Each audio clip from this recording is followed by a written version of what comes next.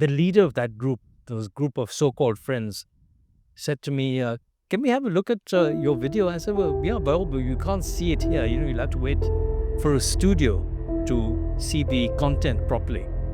And he said, actually, we won't need a studio because we are all members of the Iranian Secret Service.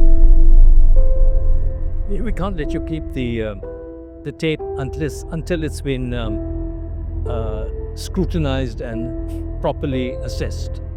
And I said, but you people have been my friends. I mean, you can't just suddenly turn the tables on me and say you want to keep my only evidence of this time you spent with the Marsh Arabs. And they said, take it or leave it. If you refuse to help us, we won't let you get a plane ride from Ahvaz, the city of Ahvaz, to Tehran, which is at least 2 hours flight away. So in the middle of the night, maybe 1 a.m, I got out of that hut and I ran out.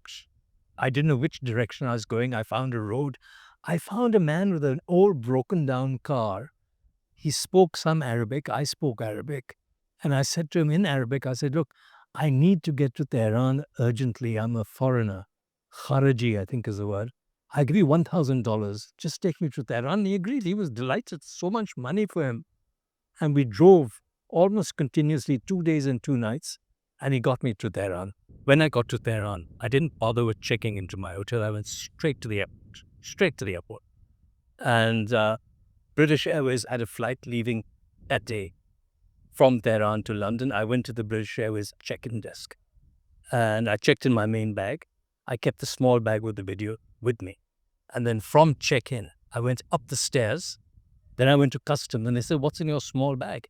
And I said, there's a video. I took some films of your famous buildings in Tehran that I want to show some friends. And they said, no. We have to check your film. Give it to us and then we'll post it to you in London. But first of all, we have to make sure you haven't got something that's forbidden. I knew if I gave them the film, I'd never see the film again. So I said, look, I'm not going to take this flight. I'll go back. I'll give the film to some family or friends who are in Tehran and take a later flight.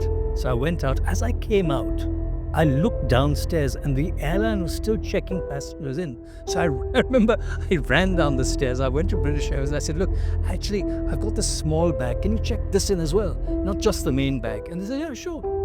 So I checked it in. It went through. And I went back.